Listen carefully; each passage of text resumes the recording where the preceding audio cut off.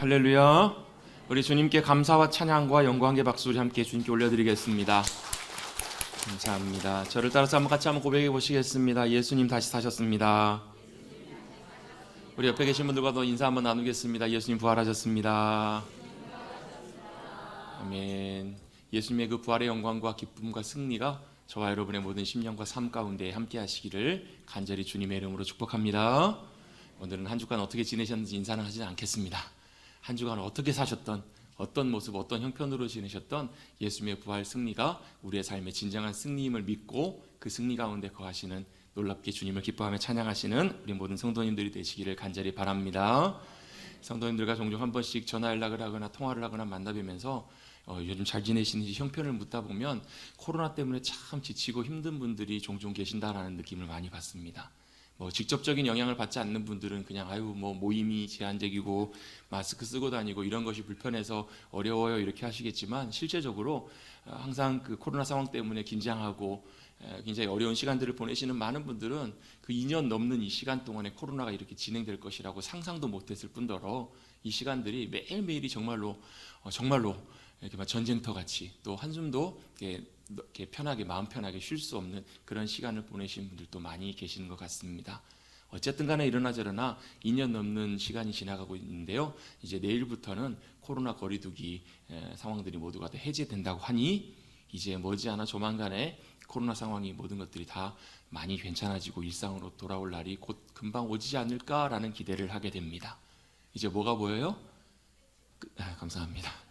끝이 보여요. 무슨 끝이 보이냐면, 마치 여러분 그 터널 지나다 보면, 지금이야 터널이 조명이 잘 돼 있지만 어두운 캄캄한 터널 지나다가 어둠을 끝나는 저 끝에 터널 끝이 보이면 야 이제 뭐예요? 끝이 보인다라는 그런 느낌이 드는 것처럼 코로나 시국이 이제 끝나가면서 그 끝이 보이는 그러한 상황 속에 우리가 있습니다. 속히 이 모든 것들이 빨리 끝나고 마무리가 되어서 우리 일상으로 또 감사하는 기쁨이 넘치는 그런 자리로 나갈 수 있었으면 좋겠습니다.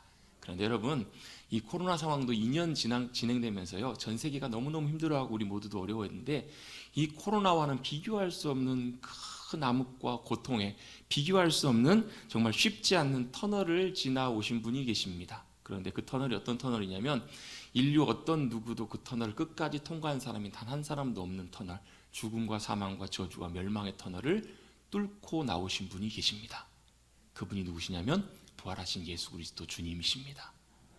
여러분, 그 코로나와 비교할 수 없는 가장 강력하고, 여러분 어떤 사람도 해결할 수 없었던 그곳을 뚫고 나오신 분이 바로 예수 그리스도 주님이시라는 거예요. 제가 10여 년 전쯤에 우리 청년들과 함께 중국으로 선교 여행을 잠깐 떠난 적이 있는데요, 동쪽 상해부터 저쪽 끝 우르무치, 신장, 위구르 바로 직전까지 40시간 가까이를 기차를 타고 중국을 한번 관통한 적이 있습니다. 갔다가 돌아오는 길에 방문했던 곳 중에 하나가 시안이라고 하는 곳인데, 서안 아시죠? 다녀오신 분도 계시리라 생각합니다. 유명한 관광지기도 하고 유명한 유적이 많은 곳인데, 그곳에 방문했다가 어디를 들렀냐면, 진시황, 옛날에 중국을 최초로 통일했던 진시황의 왕 릉과 또 진시황이 만들었던 병마용궤이라고, 자신이 죽은 다음에도 자신의 영혼을 지켜주기를 원하는 그 열망을 가지고 말과 병사들을 만들어 놓은 그곳을 제가 방문한 적이 있습니다. 그 위용에 굉장히 놀랐고요. 진시황 묘 올라가는데요, 힘들어서 제가 죽는 줄 알았습니다. 얼마나 높게 그 묘가 만들어져 있는지 올라가는데 한참이 걸렸어요. 올라갔다 내려왔는데 아무 감동이 없더라고요. 힘든, 숨찬 거밖에 없어요. 병만교회 갔더니 그게 일부분이라고 해요. 전체도 아니고 일부분인데 얼마나 그 무덤 입구에다가 병사들을 많이 만들어 놨는지 어마어마한 규모예요. 제가 그걸 다녀오면서 느꼈던 것이 있습니다. 진시황이 살아있을 때는 얼마나 많은 권력과 영광을 누리며 살았는지를 짐작해 볼 수는 있겠더라고요. 다만 그곳에서 저는 어떤 생명의 느낌도 받지 못했습니다. 그가 위대한 삶을 살고 얼마나 많은 권력과 힘을 갖고 살았다고 한들, 그가 죽음을 만났을 때 그 죽음을 뚫고 나오지 못했기 때문에 그 어느 곳에서도 생명의 흔적이라고는 발견할 수가 없었습니다. 어쩌면 그 산에 그냥 아무렇게나 피어있는 들꽃에 들풀을 보면서 생명을 느꼈으면 느꼈지, 그 위용과 그 엄청난 장관 앞에서도 우리의 인생에 살아가는 삶에는 아무런 의미를 주지 못하는 그런 느낌을 저는 받게 되었습니다. 여러분, 세상의 모든 위인들, 세상에 훌륭했던 모든 귀한 사람들, 또 모든 세상의 종교의 창시자들 다 공통적으로 그 마지막 결론이 무덤으로 들어가는 것을 우리는 너무나 잘 알고 있습니다. 다 무덤이 있습니다. 모든 사람들은 뭐 공자, 석가모니 뭐 다 무덤이 있는데 유일하게 예수님만 무덤이 없으십니다. 물론 예루살렘 뭐 성지순례 가면 예수님의 무덤이라고 알려져 있는 곳이 있긴 합니다. 그런데 중요한 것은 그곳이 예수님의 무덤이든 아니든 그곳에 주님이 안 계신다라고 하는 거예요. 왜요? 예수님이 돌아가시고 분명히 무덤에 들어가셨지만 그곳에 머물러 계신 곳이 아니라 그것을 뚫고 나오셔서 생명의 부활의 영광스러운 자리로 유일하게 예수님만이 나오셨기 때문에 그렇습니다. 예수님에게만 유일하게 죽음과 사망이 덮어둘 수 없는 거기에 진정한 생명이 있는 승리가 있는 삶을 사셨던 분이 바로 예수 그리스도 그 주님이시라는 거예요. 여러분 우리는 올해도 어김없이 여러분 3월 4월에 걸쳐져 있는 부활절, 부활주일을 맞이하게 되었습니다. 저도 항상 부활주일을 맞이할 때마다 부활에 대한 설교와 말씀을 준비하면서요 항상 부활에 대한 메시지를 나누는데 매년마다 똑같은 부활의 말씀들을 나누고 부활절 예배를 드립니다. 여러분 예수님 부활하셨습니다. 아멘 이렇게 우리 고백하고 믿어요. 예수님의 부활이 그런데 중요한 것은 2000년 전에 예수님께서 십자가에 돌아가시고 다시 부활하신 예수님의 부활이 진정 지금을 살아가는 우리들에게 진정한 생명의 부활로 다가오지 않는다면 사실 우리가 부활주일 예배를 드리는 것은 별 큰 의미가 없다라는 거예요. 여러분 예수님께서 2000년 전에 우리에게 진정한 영원한 생명 주시기 위해서 십자가에 죽으셨을 뿐만 아니라 그곳에서 사망 권세 깨트리시고 그 모든 사망의 어둠의 권세를 깨트려 이기신 다음에 부활 승리하신 그 주님의 부활이 저와 여러분의 부활이 되시기를 주님의 이름으로 축복합니다. 예수님의 부활이 나의 부활을 나의 승리로 다가오는 것이 우리가 부활주의를 맞이하는 부활을 맞이하는 주님의 귀한 백성들의 중요한 삶의 의미이고 목적이라는 거예요. 그래서 오늘도 함께 부활주일 함께 말씀을 나누면서 그 주님의 부활이 나와 무슨 상관이 있는가, 나에게 무슨 의미가 있는가, 어떤 의미가 있는지를 함께 잠깐 상고해보는 시간을 가지려고 합니다. 첫 번째로 예수님의 부활은 우리에게 이런 의미가 있습니다. 한 번도 이겨본 적이 없는 싸움에서 처음으로 승리하신 승리라는 거예요. 예수님의 부활이 어떤 의미냐면 한 번도 우리가 싸워서 이겨본 적이 없는 그 싸움을 예수님께서 처음으로 유일하게 승리하셨다. 그 승리가 바로 예수님의 부활이십니다. 아멘? 여러분 예수님의 부활은 그냥 단순히 죽은 사람이 살아났다. 여러분 성경에도 보면요 죽었다가 살아난 사람들의 이야기가 종종 등장합니다. 나인성 과부의 아들을 예수님께서 살리시기도 하셨고요. 우리 유명한 나사로 형님인지 아닌지 잘 모르겠습니다. 갑자기 그렇게 부르고 싶었어요. 나사로를 향해서 주님께서 나사로야 나오너라 부르실 때 나사로가 무덤에서부터 살아서 일어났어요. 아 예수님 이제 죽어서 썩어서 냄새가 납니다. 사람이 이미 부패가 시작됐다라는 거예요. 그런데 그 부패가 시작된 나사로가 예수님의 음성을 듣고 부르시는 음성 가운데 살아서 일어나는 놀라운 기적들을 경험해요. 엘리야도요, 또 심지어 사도 바울도요, 죽은 유두고도 살렸어요. 그들이 죽었다고 살아나는 것, 그것을 부활이라고 하는가? 그것은 여러분 부활이라고 말할 수는 없어요. 왜요? 그들은 다시 죽었다가 살아났지만 다시 죽었기 때문에 그래요. 그 이유가 무엇일까? 그들은 죽음 가운데 다시 기적적으로 살아났지만 그들이 진짜 죽음을, 사망을 이기지 못했기 때문에 그렇다라는 거예요. 여러분, 우리가 왜 죽는가? 우린 인간은 죽음을 이길 수 있는 힘과 능력이 없기 때문에 그래요. 여러분, 어느 누구도 예외 없이 그 죽음이 우리에게 향해서 달려들어와서 우리를 붙들면 빠져나올 수 있는 길이 있어요, 없어요? 여러분 여기 계신 분들 중에서는 돌아가신 분이 안 계시기 때문에, 죽어보신 분이 안 계시기 때문에 모르시겠지만, 제가 이렇게 봐오면서 느끼는 느낌은 사망이 우리를 붙들면요, 사망이 우리를 찾아와가지고 우리를 꽉 누르면, 우리를 덮어버리면 빠져나올 수 있는 방법이 없어요. 인류 역사상 수없이 많이 살았던 그 인류 가운데 죽음이 찾아왔을 때, 덮었을 때 그 사람들 가운데 죽음을 이기고 일어난 사람은 단 한 사람도 없었다라는 거예요. 여러분, 지금처럼 의학이 발달된 이 시대에도 여러분 불치병이 있습니다. 그 병에 걸리면 살아나지 못하는 그런 병이 있잖아요. 그 병에 걸리면 무조건 죽어요. 걸리게 되면 살아남지 못해요. 죽음도 이와 같아요. 아니요, 죽음은 이 병과는 비교할 수 없을 만큼 한 번 붙들면, 한 번 물면 절대로 거기서부터 빠져나올 수 없는, 절대로 그 죽음을 이겨낼 수 없는 것이 바로 죽음이라는 거예요. 그런데 유일하게 누구만요?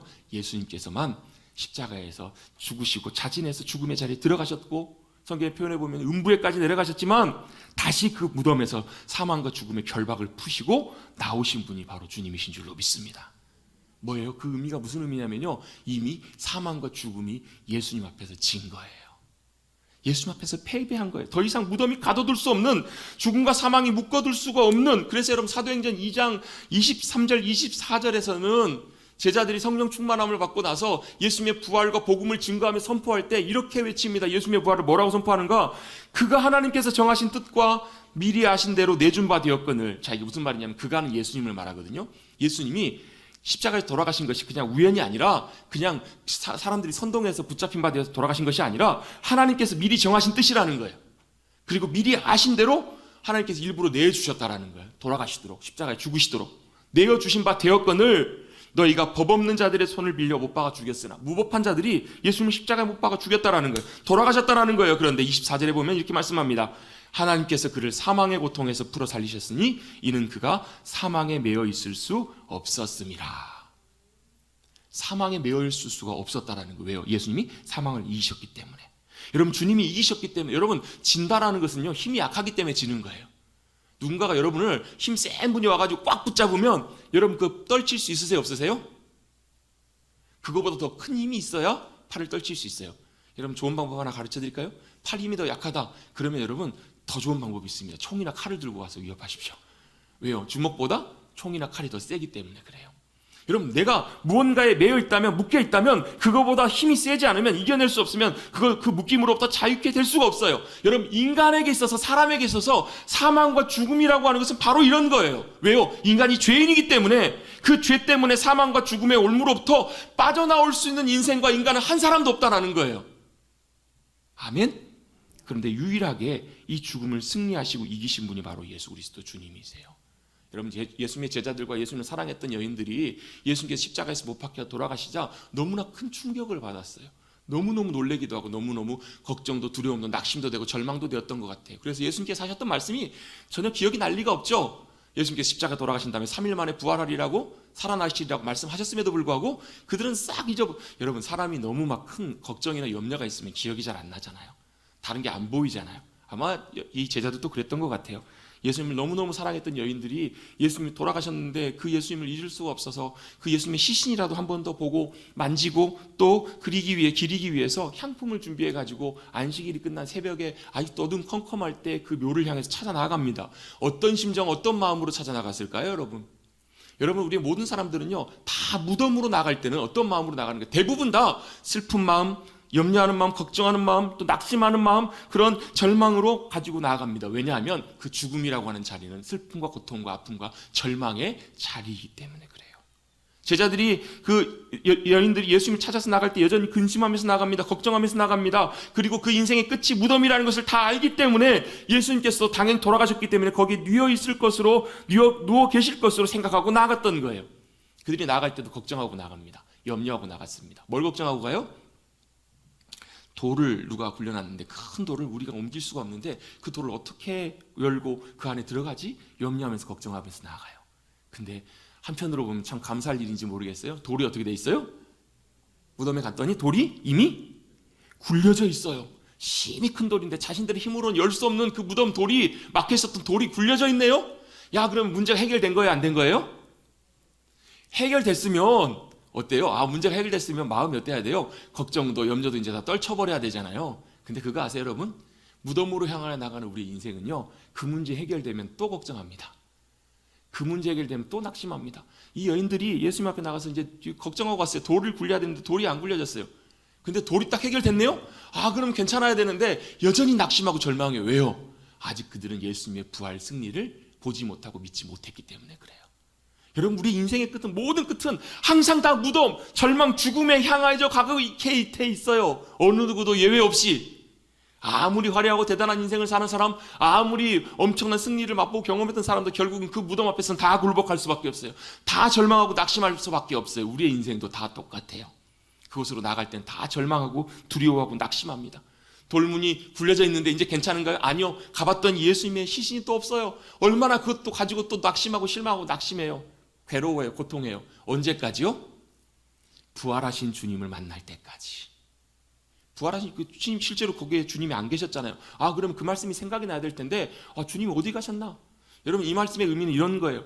예수님 부활하셨습니다. 우리도 이렇게 믿음으로 고백해요. 알아요. 우리 머리로는 알아요. 근데요, 실제로 그 부활하신 주님의 영광의 부활과 승리가 나의 부활과 승리로 경험되지 않으면 여전히 우리는 그 주님의 부활 앞에서도 이 여인들처럼 똑같이 여전히 걱정하고 여전히 낙심하고 여전히 절망하고 여전히 괴로워하고 여전히 힘들어하는 그런 삶이 계속 반복될 수밖에 없다라는 거예요. 여러분, 예수님의 부활의 의미는 바로 그 절망을, 그 사망을, 그 고통을 어떻게 하신 거예요? 깨트리시고 뚫고 이기신 거예요. 더 이상 그 사망과 무덤이 예수님을 가두어둘 수 없는, 왜? 예수님이 승리하시고 이기셨기 때문에 더 이상 가두어둘 수 없었던 거예요. 그래서 여러분, 부활에 대해서 우리에게 굉장히 잘 가르쳐주는 귀한 말씀이 있는데 거기 어디냐면 고린도전서 15장입니다. 여러분, 고린도전서 13장이 무슨 장이죠? 사랑장이잖아요. 사랑은 오래 참고, 사랑은 온유하며, 사랑은 시기하지 아니며, 사랑은 자랑치 아니하며, 사랑에 대한 장이에요. 그리고 12장과 14장은 은사에 대한 장이고요, 15장이 무슨 장이냐면 부활장이에요. 사도 바울이 우리 그리스도의 부활과 나의 부활, 우리의 부활에 대해서 굉장히 잘 설명해주고 있는 장이 고린도전서 15장이에요. 혹시 궁금하신 분들은 집에 가셔서 고린도전서 15장을 반복해서 한번 읽어보시고 공부해보세요. 거기에 부활의 놀라운 진리가 나와요. 그런데 그 부활장의 맨 뒷부분에 보면, 맨 끝부분에 보면 55절, 56절, 뒷부분 58절까지 말씀에 보면 어떤 말씀이 나오냐면 사망아 너의 승리가 어디 있느냐라고 이렇게 말씀이 표현이 돼요. 자, 그 말은 무슨 얘기냐면 사망, 죽음이 야 너도 도대체 승리가 어디 있냐는 말은 뭔 말이에요? 너에게 승리가 없다라는 말이에요. 사망과 죽음이 졌다라는 말이에요. 너의 쏘는 것이 어디 있느냐? 사망과 죽음은요 끊임없이 우리를 향해 쏴댑니다. 여러분, 어떤 경우에요? 누군가가 여러분에게 어떤 말을 했을 때 그 말이 여러분에게 비수처럼 찾아와서 그것이 여러분 죽을 만큼 힘들게 들려졌던 적 있으시죠? 없으세요? 여러분의 생각 속에 갑자기 어떤 생각이 불현듯 찾아오는데 그것이 나를 얼마나 힘들게 만들고 괴롭게 만들고 낙심시키고 나를 절망하게 만들었는지, 그런 생각들 여러분 생각 속에 떠오를 때 있으세요? 없으세요? 있으시죠? 그때는 뭐 하는 거냐면 사망과 죽음이 여러분을 향해서 쏴대는 거예요. 여러분, 사망과 죽음은요 끊임없이 저와 여러분을 향해서 사망과 죽음의 영향력을 쏴대요. 그래서 여러분, 우리나라 사람들은 참 성경적이에요. 이런 것들을 맞을 때마다, 화살을 맞을 때마다 아이고 죽고 싶다, 죽겠네 그래요. 여러분, 죽겠네 할 때는 어떻게 하시라고요? 잘 아시네요 이제. 여러분, 끊임없이 사망은 우리를 향해 쏴대는 거예요. 뭘요? 죽음을 쏴대요. 어둠을 쏴대요. 여러분, 우리가 육신은 살아있지만 여러분, 영원히 죽은 사람들이 얼마나 많은지 몰라요. 육신은 살아있지만 생각과 마음이 여러분 이미 죽음 가운데 넉다운 된 사람들이 얼마나 많은지 몰라요. 그런데 주님이 어떻게 해요? 그 사망과 죽음을 어떻게 하셨다고요? 승리하시고 깨트리시고 박살내셨다라는 거예요. 아멘. 그 주님의 승리가 바로 부활의 승리라는 거예요. 여러분, 부활은 그냥 예수님이 돌아가셨다 사셨다 이것에서 여러분 그치는 것이 아니에요. 여러분, 우리의 가장 큰 대적인 죽음과 사망과 그 모든 어둠의 권세들을 주님께서 깨트리시고 승리하셨다. 그 주님의 승리가 저와 여러분의 승리가 되어야 될 줄로 믿습니다. 그것이 바로 주님의 부활하심의 중요한 의미예요. 여러분, 우리의 인생 가운데 많은 문제들이 있습니다. 지금도 아마 여쭤보면 다 걱정이 있고 염려가 있고 여러분 여전히 해결되지 않는 문제를 갖고 살아가실 거예요. 그런데 우리의 인생 가운데 가장 해결할 수 없는 큰 문제와 가장 어려운 문제가 바로 뭐냐면 죽음과 사망의 문제예요. 그것이 우리를 덮을 때 우리가 죽음과 사망에 들어갈 뿐만 아니라 거기에 그 이후에 심판이 있고요, 그 이후에 영원한 형벌이 있어요. 그것이 연결되는 세트이기 때문에 우리는 그 문제를 해결할 수 없었고, 지금까지 살아온 인류 가운데 어느 누구도 그 문제를 해결하지 못했지만 주님께서는 그 문제를 해결하셨습니다. 그 문제 가운데 승리하신 주님이 바로 주님이십니다. 여러분, 아직도 무덤에 내려가고 계십니까? 여러분, 무덤에 내려가지 마시고 걱정과 두려움이 나를 붙잡고 계신다면 그 무덤 가운데 일어나신 승리하신 부활의 주님을 만나시기를 주님의 이름으로 축복합니다. 부활의 주님이 우리를 붙들어 주실 때 그 주님의 부활의 승리가 나의 부활이고 승리임을 믿고 그 능력 안에 들어갈 때 그 주님의 부활의 승리가 저와 여러분의 놀라운 승리가 될 줄로 믿습니다. 이것이 바로 첫 번째 주님의 부활의 중요한 의미입니다. 예수님의 부활은 바로 아무도 이겨보지 못한 그 싸움에, 그 문제에 주님이 승리하셨다. 그 승리하신 승리를 우리에게 주시는 것이 부활의 첫 번째 의미라면, 두 번째 예수님의 부활은 우리에게 참된 생명을 주시는 부활입니다. 같이 한번 고백해 보겠습니다. 예수님의 부활은 우리에게 참된 영원한 생명이 됩니다. 아멘. 성경을 한번 찾아보시겠습니다. 로마서 6장 말씀 245쪽인데요. 성경 갖고 계신 분들 잠깐 한번 넘어가 보겠습니다. 로마서 6장 3절부터 잠깐 말씀을 살펴보겠습니다.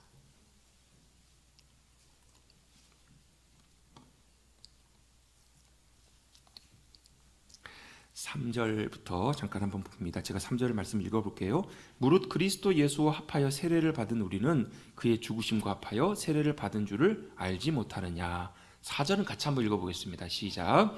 그러므로 우리가 그의 죽으심과 합하여 세례를 받음으로 그와 함께 장사되었나니 이는 아버지의 영광으로 말미암아 그리스도를 죽은 자 가운데서 살리심과 같이 우리로 또한 새 생명 가운데서 행하게 하려 하심이라. 아멘. 뭐에 대한 말씀이냐면 세례에 대한 말씀이 나오는데요. 오늘도 이제 우리 세례식을 잠깐 진행하게 될 텐데, 세례는 뭐냐면 씻는 예식이에요. 근데 씻는 예식인데 그냥 씻는 게 아니라 사실은 물속에 담궈가지고 우리가 뭐 하는 거예요? 죽는 거예요. 옛 자아가 죽는 거예요. 근데 그 세례를 받을 때 어떤 역사가 일어난다고 하냐면 그리스도 예수와 합하여 함께 세례를 받는다라는 거예요. 그러면서 예수님과 함께 뭐 하는 거예요? 함께 예수님이 죽으실 때 우리도 함께 장사되었다라고 성경은 우리에게 분명히 말씀해 주십니다. 여러분, 예수님이 2000년 전에 십자가에서 못 박혀 돌아가 죽으셨어요. 아멘? 그런데 여러분, 그것이 2000년 후를 살아가는 우리들과 무슨 상관이냐면 의미가 있고 상관이 있어요. 무슨 상관이 있어요? 예수님이 돌아가실 때 거기서 예수님이 돌아가신 것이 아니라 저와 여러분이 이미 예수님과 함께 그곳에서 죽은 거예요. 장사된 거예요. 아멘? 왜요? 예수님이 저와 여러분을 위해서 죽으셨잖아요. 저와 여러분을 위해서 돌아가신 거예요. 그 말은 예수님은 사실 돌아가실 필요가 없는 분이세요. 왜? 죄가 없으신 분이시니까. 그런데 죄인 된 우리가 그냥 죽는 것이 아니라 예수님께서 대신 죽어주심으로 말미암아 여기서 뭐가 인정된 거냐면 저와 여러분이 죽은 것으로 이미 인정이 된 거예요. 같이 한번 고백해 보겠습니다. 저는 죽었습니다. 예수님과 함께 죽었습니다. 여러분, 예수님께서 십자가에 돌아가실 때 저와 여러분은 죽은 거예요. 돌아가신 거예요. 옆에 계신 분들하고 한번 인사를 할까 말까 고민하고 있습니다. 당신은 죽었습니다. 그러면 참 그렇잖아요. 실제로 죽은 거예요. 왜요? 예수님이 십자가에 돌아가시면서 저와 여러분이 함께 죽은 거예요. 여러분, 돌아가셨는데 여전히 우리 살아 돌아가요. 여러분, 옛날 좌의 본성, 죄된 본성이 여전히 벌떡벌떡 일어나요. 그럴 때마다 어떻게 해요? 다시 한번 선포하고 선언하고 인정하라고요. 저와 여러분 이미 나의 죄된 자아의 본성은 어떻다고요? 죽었다고요. 십자가 위에서. 그랬기 때문에 동시에 예수님께서 십자가에 돌아가시고 부활하신 부활의 생명도 저와 여러분의 생명이 된다라고 주님 말씀하고 계세요. 뒤에 이어진 말씀 한번 볼까요? 7절부터 보시면 이는 죽은 자가 죄에서 벗어나 의롭게 하심을 얻었느니라. 8절 9절 같이 한번 읽어봅니다. 시작. 만일 우리가 그리스도와 함께 죽었으면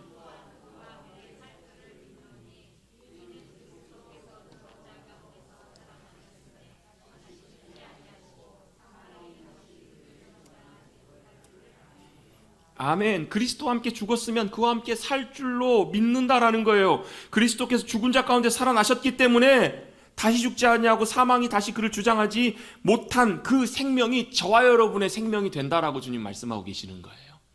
사망이, 죽음이, 절망이 다시금 우리를 덮을 수 없는. 그래서 여러분, 이 예수님의 부활은 당연히 같이 십자가의 주님의 죽으심과 같이 연결해 생각을 하시면 좋아요. 마치 동전의 양면처럼 예수님의 십자가와 죽으심과 예수님의 부활의 생명의 부활이 같이 연결되어 있어요.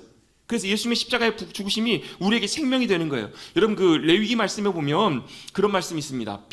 피를 먹지 말라. 왜? 피가 생명이기 때문에. 여러분, 피가 생명인가요? 생명인지 아닌지는 우린 잘 모르겠어요. 분명한 것은 피가 없으면 우린 죽어요. 그래서 여러분, 교통사고가 나거나 아니면 큰 수술을 할 때 꼭 필요한 게 수혈을 해야 돼요. 사람이 피를 많이 흘리면 결국 죽기 때문에 피를 이렇게 공급을 받아야 사람이 살아요. 그걸 놓고 볼 때, 아, 피가 생명과 굉장히 중요한 연관이 있구나 라는 것을 우리는 분명히 알 수 있어요. 사실 제가 이번에 사순절 고난주간을 보내면서 그런 생각이 있었거든요. 아, 고난주간을 보낼 때 우리도 예수님의 보혈의 피를 선물로 받은 우리들이니까 우리가 함께 교회에서 함께 헌혈을 같이 한번 해보면 어떨까라는 생각을 좀 했어요. 요즘 기독교 방송국에서도 고난주간에 이렇게 헌혈 캠페인을 하더라고요. 그게 왜 중요하냐면 요즘 그 코로나 시국 때문에 헌혈을 많이 못하니까 피가 전국적으로 너무 많이 모자라다라는 거예요. 여러분, 우리는 사실 별 필요를 못 느끼지만 진짜 피가 필요한 순간에 피가 철철철철 흘리고 죽어가는 사람에게는 피가 생명입니다. 피가 수혈되고 공급받으면 사람이 살아요. 근데 그게 안 되면 죽는 거예요. 피가 쏟아지면 죽어요. 여러분, 피가 흘려지고 공급되면 살아요. 근데 여러분, 수혈을 받아야 되는 사람이 죽어가다가 피를 공급받았네요. 그럼 살아요, 죽어요? 살아요, 살아. 다시 살게 돼요. 근데 그래도 다시 죽어요. 왜요? 그 피가 그 우리의 육신은 살릴지 모르지만 우리의 영원한 생명을 주는 생명은 아니기 때문에 그래요. 그런데 참 감사하게도 놀랍게도 우리를 위해 십자가에서 흘려주신 예수 그리스도 그 보혈의 피는 영원한 생명의 주인이신 주님의 피이기 때문에 그 피가 우리 안에 역사하고 들어오시면 그 피가 우리를 살리는 줄로 믿습니다. 영원토록요. 영원한 생명을 우리 가운데 역사해 주시는 거예요. 그게 참 놀라워요. 영원한 생명의 주님이 되시기 때문에 그 생명의 피를 우리를 위해서 다 흘려주셨고 그 피가 우리 안에 들어오면 수혈되면, 여러분 어떻게 수혈을 받아요? 주님의 피를 믿음으로. 예수 그리스도 그 수혈의 피를 믿음으로. 여러분 옛날에 들었던 유명한 말 있잖아요. 코카콜라 옛날에 회장이 했던 말 있잖아요. 내 안에는 뭐가 흐른다고요? 코카콜라가 흐른다고요. 제가 한번 뽑아보고 싶어요, 피를. 여러분 피 뽑아보시면요, A형, B형, AB형, O형 나와요. 근데 어떻게 예수님의 피가 저와 여러분 가운데 흘러요? 여러분 성찬식 할 때 예수님의 살과 피를 먹고 마신다고 해서 여러분 우리의 피에 여러분 혈액형이 A, B형이지 뭐 예수님의 피가 자 검출되나요? 그게 아니고 여러분 믿음으로 예수님을 내 안에 모셔드리고 예수님을 내 안에 채우고 예수님의 생명이 나의 생명임을 믿고 그 주님을 모셔드리고 그 주님과 함께 믿음으로 살아갈 때 그 주님의 생명이, 그 주님의 생명의 피가 바로 우리의 영원한 생명, 그 귀한 피가 될 줄로 믿습니다. 그래서 주님의 부활은 바로 우리의 생명이라는 거예요. 우리 안에 생명이 들어와서 역사하기 시작하는 거예요. 그 피가 우리를 살려요, 영원토록. 여러분 아마 옛날에 많이 들어보셨을 거예요. 지금은 학생들을 가르치는 교수님이 되셨는데 이지선 교수님, 옛날에 여러분 벌써 20년이 넘었네요. 2000년도에 대학 이화여대를 다니던 4학년 졸업을 앞둔 학생이 음주운전 차량이 뒤에서 추돌하는 바람에 차에서 불이 나가지고 전신에 화상을 입었어요. 병원에 이송했는데 살 소망이 별로 없어요. 병원에서도 이제는 포기하라고, 이제는 어렵겠다고. 근데 부모님이 간곡하게 부탁하고 해서 극적으로 아무튼 생명은, 목숨을 살렸어요. 살긴 살았는데 그게 사는 게 아니잖아요. 여러분 그 아리따운 20대 아름다운 청년이 온몸에 화상으로 인해서 몸이 엉망이 됐죠. 너무너무 절망적이고 너무너무 괴로웠다라는 거예요.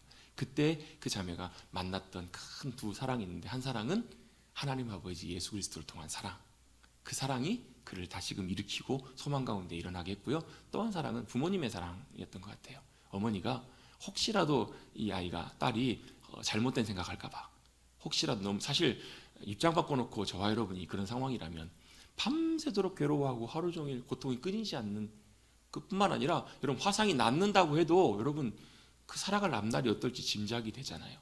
그 상황 속에서 모든 걸 다 삶을 놓고 싶을 때 그 어머니 옆에서 끊임없이 딸을 지켰던 거예요. 그러면서 그런 얘기가 그 구절에 써 있더라고요. 책에 보면 어머니가 자신을 향해서 밥을 떠 먹여주시면서 그런 기도를 하시면서 떠 먹여주시더라는 거예요. 하나님, 이 지금 들어가는 이 밥이, 이 음식이 우리 딸의 살이 되게 해주시고 피부가 되게 해주세요. 이렇게 기도하시면서 밥을 먹여주시더라는 거예요. 여러분 그 음식을 먹는다고 여러분 살이 되고 피부가 되나요? 그런데 여러분 놀라운 일이 일어났잖아요. 비록 여전히 지금도 그 이지선 교수 몸에는 화상 자국이 가득하고 피부는 온전치 못해요. 그런데요, 그 영혼은 세상의 어느 누구보다 가장 아름다운 생명과 영혼을, 사랑을 흘려보내는 귀한 영혼으로 주님께서 살려주시고 세워주셨잖아요. 그게 뭐예요? 주님의 생명이 역사할 때 우리 가운데 나타나는 아름다운 역사라는 거예요. 여러분 저 책에서 본 이야기인데요, 한 목사님이 조카의 딸, 그러니까 손주죠, 조카 손주죠, 아이가 8개월 된 아이인데 저희 아이와 막내하고 비슷한 것 같아요. 아이가 놀다가 펄펄 끓는 물이 온몸에 덮어진 거예요. 전신에 화상을 입고 병원에 실려갔는데 피부를 이식해야 되는데 그 조그만 아이에게 피부 이식할 피부가 어디 있겠어요? 어떻게 할까? 다른 사람의 피부를 이식할 수도 없는 상황이고 고민하다가 병원에서 고육책으로 생각해낸 방법이 하나 있었는데, 거기 출산하는 병원이었나 봐요. 그 출산하는 산모에게서부터 나와서 버려지는 태반에 양막을 벗겨가지고 그 피부에다 덮었다라는 거예요. 여러분 물론 태반이 참 놀라운 신비를 갖고 있는 조직이라고는 하죠. 근데 사실은 그냥 태반은 출산하면 버려지는 거예요. 근데 버려지는 그 태반과 그 양막이 비록 고통받고 있지만 생명의 피부에 딱 붙었을 때 놀랍게 생명을 공급받으면서 그 버려진 태반과 양막이 어떻게 변했냐면, 나중에 시간이 지난 다음에 그 꼬마 아이를 봤더니 언제 아이가 화상을 입었는지 모를 만큼 피부로 완전히 재생이 되고 회복이 됐더라는 거예요. 모르겠습니다. 제가 의학적으로 어떤 부분이 어떻게 됐는지 저는 그걸 설명할 수 없고 이해할 수는 없어요. 다만 하나님의 기적에는 어쨌든 간에 중요한 것은 생명이 역사할 때는 그런 놀라운 일들이, 죽음의 조직과 모습들이 생명으로 바뀌는 놀라운 역사가 일어난다라는 거예요. 그게 바로 뭐예요? 그게 바로 생명의 역사예요. 여러분 하물며 영원하신 하나님의 생명이 우리 안에 들어오신다면 죽은 자 살리는 것은 일도 아닐 거예요.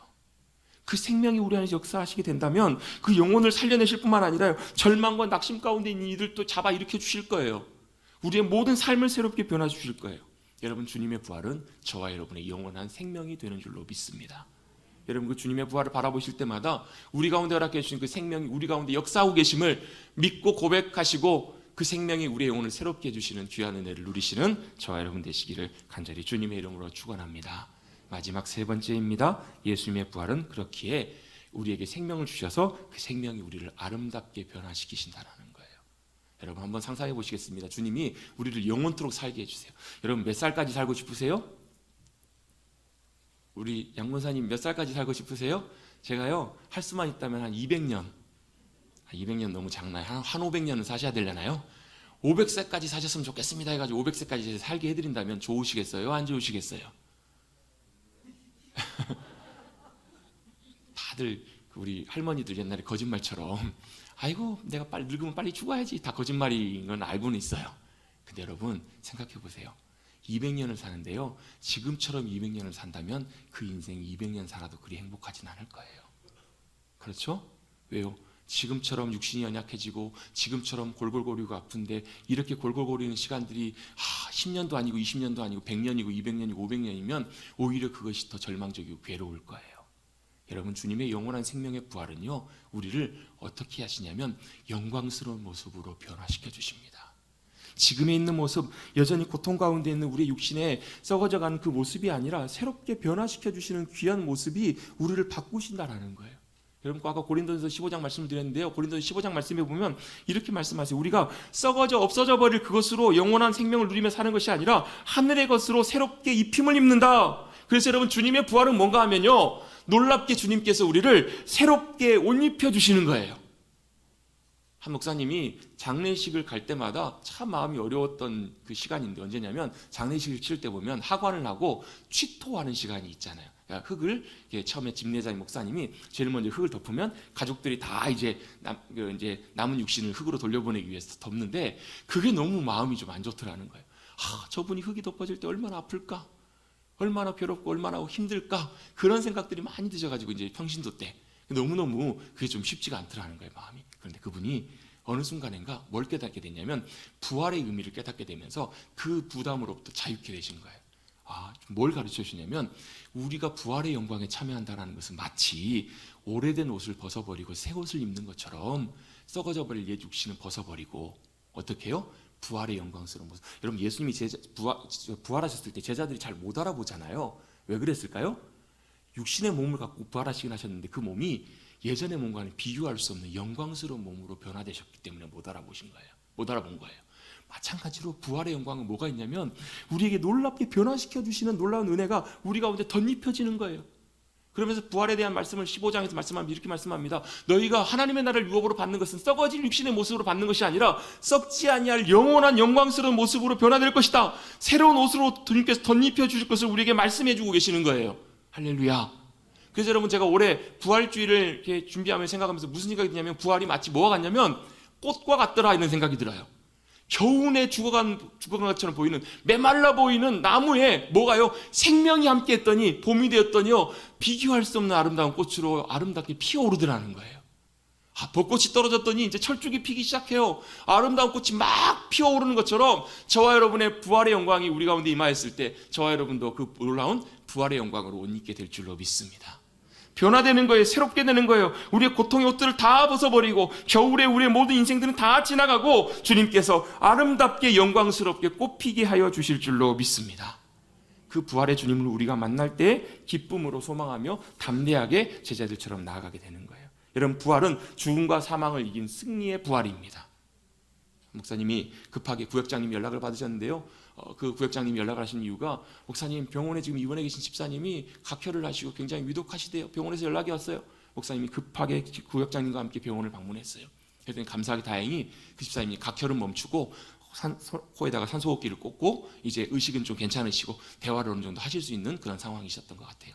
그래서 그 집사님과 함께 예배를 드리고 함께 한참 동안 얘기를 하고, 이제 목사님이 이제 헤어지시면서 인사를 하시는데 뭐라고 인사를 하시냐면 이렇게 인사를 하셨대요. 집사님, 하나님께서 만약에 오늘 밤에 위기를, 병원에서 이제 오늘 밤 넘기기 힘들 것 같다고 얘기를 했는데 위기를 넘기게 해주시면 다음번에 집사님 댁에서나 교회에서 우리 만날게요. 그런데 만약에 하나님께서 오늘 밤에 집사님을 부르시면 그 다음에 천국에서 만나서 인사하시죠. 이렇게 인사하시면서 목사님이 헤어지셨다라는 거. 그런데 그 집사님이, 그 목사님이 인사를 보면서 어떻게 하셨냐면 손을 들어 흔드시면서 세상에서 도대체 죽음을 앞에 둔 사람이라고는 상상할 수 없을 만큼 어떤 얼굴에 죽음의 공포도 두려움도 보이지 않는, 형언할 수 없는 평안이 그 얼굴을 가득 덮고 있는 모습을 집사님에게 보게 되더라는 거예요. 그 이유가 뭐였을까요? 그 집사님 안에는 그 주님의 부활의 생명과 소망이 분명히 함께하고 계셨기 때문에, 부활의 생명과 소망이 함께하셨기 때문에, 확신했기 때문에, 여러분 부활하신 승리의 주님이 함께하심을 분명히 알고 믿는 이들은 여러분 주님이 그렇게 붙들어 주세요. 우리도 그 주님의 부활을 붙잡고 나갈 때 우리 앞에 있는 죽음의 두려움과 염려, 어떤 것일지라도 우리 안에 몰려온다고 할지라도 그 모든 것들로부터 우리가 담대하게 일어서서 주님의 부활의 소망 가운데 감사하며 기뻐하며 일어나게 될 줄로 믿습니다. 그 당시 많은 예수님의 제자들은 예수님의 부활을 보면서도 믿지 못했어요. 예수님의 빈 무덤을 보면서도 믿지 못했어요. 그런데 그 후에 부활하신 주님이 그들을 찾아오셔서 그들을 만나주시고 부활하신 주님의 영광을 보았을 때 그들이 슬퍼하고 울고 있었던 제자들이 이제는 완전히 달라지는 것을 보게 돼요. 여러분, 저와 여러분의 놀라운 믿음의 삶이 놀랍게 죽음을 이기시고 승리하신 그 주님의, 부활의 주님을 만남으로 인하여 놀랍게 변화되는 놀라운 역사가, 은혜가 함께 하시는 저와 여러분 되시기를 주님의 이름으로 축복합니다. 나와 함께하고 계시는, 또 나의 생명과 승리가 되시는 그 주님을 붙드시고 의지하십시다. 여러분, 왜 우리가 걱정하고 염려하는 줄 아세요? 왜 우리가 무덤에 내려가는 이 여인들처럼, 제자들처럼 왜 걱정하는 줄 아세요? 그 부활의 승리의 주님을 붙들고 있는 것이 아니라 나를 붙들고 있기 때문에 그래요. 나를 의지하고 있기 때문에 그래요. 여러분, 그런 생각이 들 때마다, 그런 마음이 드실 때마다 여러분, 내가 붙들고 의지하는 분, 유일한 분, 부활하신 승리의 주님만 믿음으로 붙잡고 나아갑니다. 그 주님이 나를 붙잡아 주옵소서.